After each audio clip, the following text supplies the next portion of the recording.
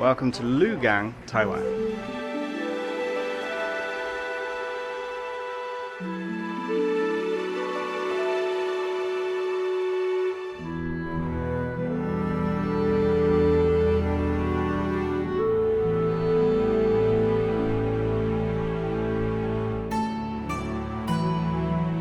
So this is the Mazu Temple in Lukang.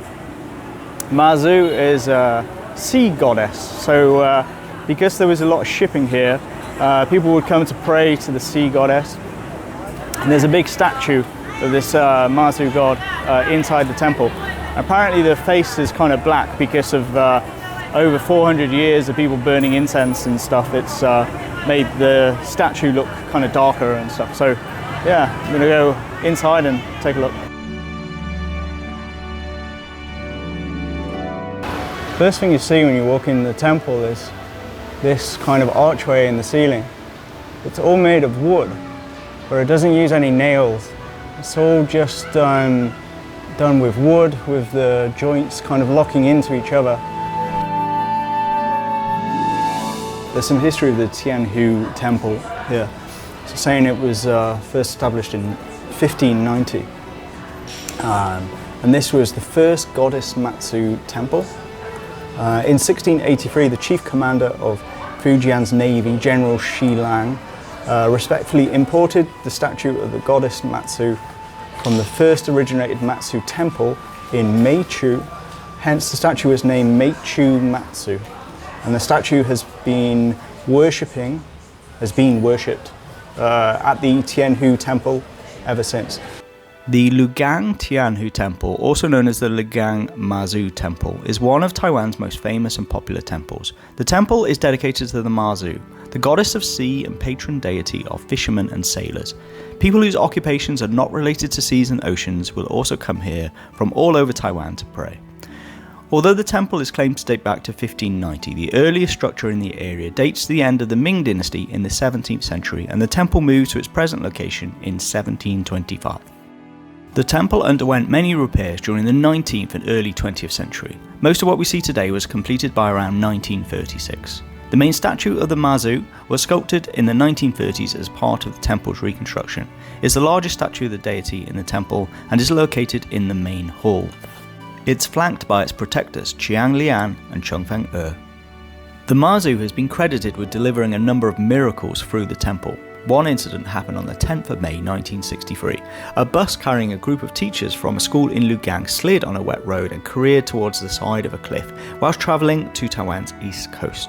The bus was held back from disaster as it hit trees at the cliff edge. The passengers saved by the trees believed that they looked the same as Mazu's surname in Mandarin characters and credited her divine protection. The bus stopped at the Lukang Mazu temple on its way home, and the group burnt incense to show their gratitude.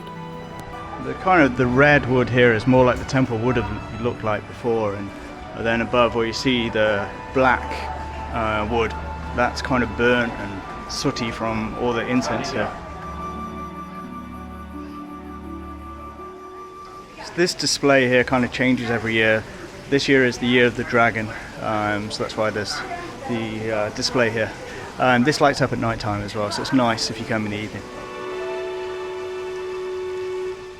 All these kind of lights that you see here, kind of like the equivalent of burning a candle in a church.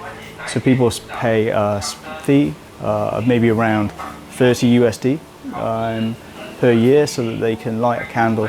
And this is kind of a thing to bring kind of good luck and stuff. And then if your kind of zodiac fortune is saying you might have bad luck and stuff, then yeah, you would come and kind of shine one of these lights. So it's the equivalent of kind of burning a candle, but with the power of electricity.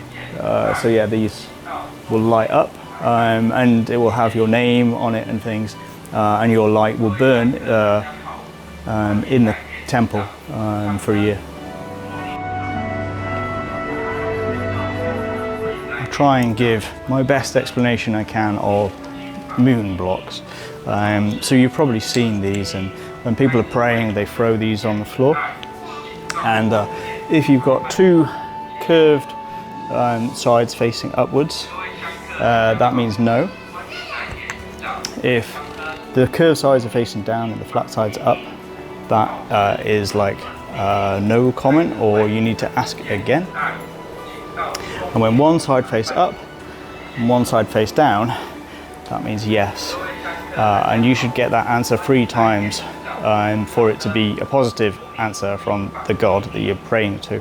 But if you get kind of indecisive answers, then you can go for the to take the fortune stick. And then once you take the fortune stick out of the pot, then there's lots of different kind of fortunes that you can go and get. And then yeah, it's kind of to get kind of advice on the question that you're asking about, I guess. 11, 12, 13, 14, 15, 16, 17, 18, 19, 20. Okay, but you're supposed to do it in Chinese. 1、2、3、4、5、6、7、8、9、10、11、12、13、14、15、16、17、18、19、20、21、22、23、24、25、26、27、28、29。 Wow. How? Very good.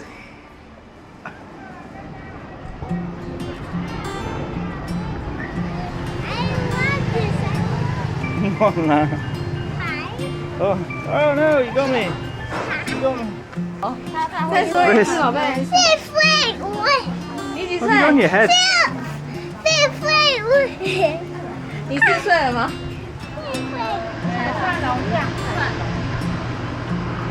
Nice, no? Not bad, right?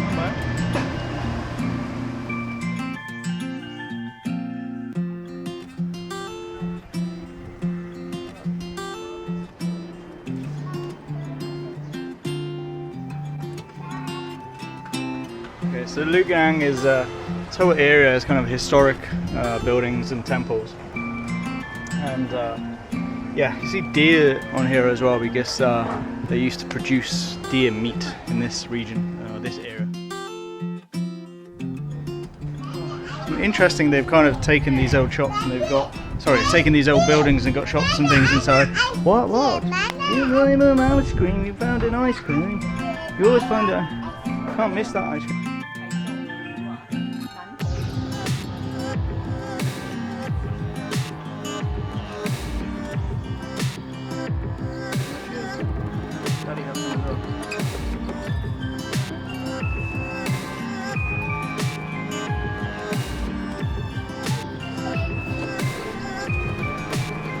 This is the Chunghua pastry shop. It's a confectionery shop that's been running for over 100 years. They make a cake that's known as a Phoenix Eye cake. That's a small treat with glutinous rice and sugar, and they don't use wheat flour in their products.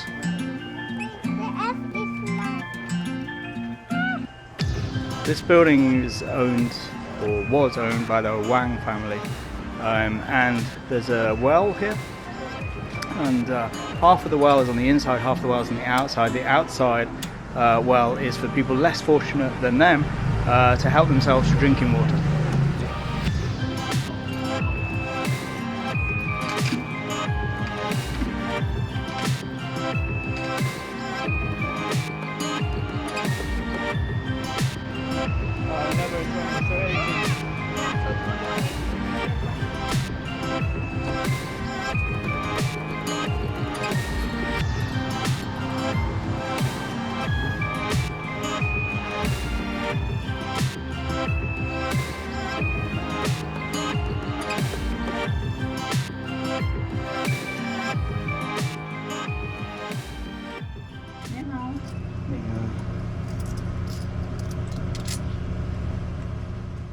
I've got my ticket for the Lukang Folk Arts Museum. So, building behind is number 88. 8 is obviously an auspicious number in Chinese. So this building was designed by a Japanese architect called Moriyama Matsunosuke, and it was built between 1913 and 1919, after which it was used as a building for meetings between dignitaries, and yeah, it became a museum in 1973.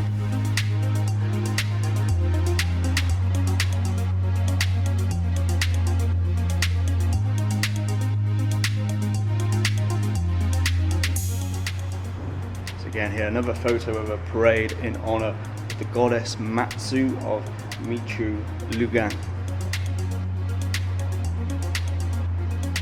Before 1914, women would commonly bind their feet, and obviously something that's also famous in Japan. But yeah, it says the ladies from the Fujian region would bind their feet, whereas the ladies that were Hakka, they didn't bind their feet were unbound. And it shows some of the cloth that they used for foot binding here on display as well. I mean, some of these are absolutely tiny. I assume I'm not sure, are they children's or are they actually for adults?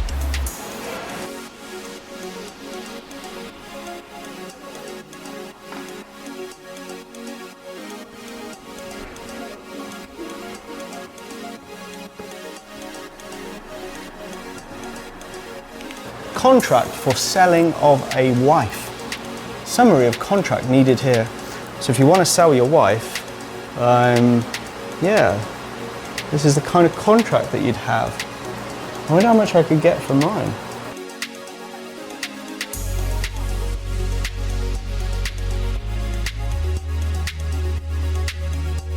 My first time in Lugang, and yeah, look, there's some nice things to see here. The historical part of the town is interesting, and you can kind of wander around. I think it will be busy on the weekend, but yeah, it's cool. There is a lot of kind of different kind of food to try, and kind of things for kids to do in terms of, you know, the usual sort of games that you'd see at a fairground and things. But yeah, and then this the Folk Arts Museum is really nice, definitely worth a visit. The only issue, I suppose, is that most people, when they come to Taiwan, if you're just coming for a vacation here, you're either going to go to the main cities, Taipei, Taichung, Kaohsiung, and you're going to stick on the high-speed rail route, the Gaotie route, or you're going to head on the east coast and you're going to go to Hualien and Taitung and you know, places on the east coast. Yeah, so most people won't sort of make it here to Lugang. There's no sort of high-speed rail here. We actually drove over here from Taichung, so that was the nearest place on the high-speed rail. And after this, I'll be heading to Kaohsiung. So we'll drive back to Taichung and then take the Gaotie down to Kaohsiung. But yeah, look, if you can make it here, then yeah, there is nice things to see. I think from what a friend told me that lives here is that taxis are not so easy to find here. And most of the cities in Taiwan have Uber. Now, she was saying that Uber is not so easy to book here. I had a look just now though, and it seemed like the Uber app was working. So if I can, I'll try out Uber before I go and see if I can head back to where we're staying by Uber. Otherwise, yeah, I guess this is the end. This is the trip to Lugang. Hope you enjoyed it, and yeah, I'll see you on the next one. I got my Uber. There is Uber in Lugang. Ni hao. Ni hao ma.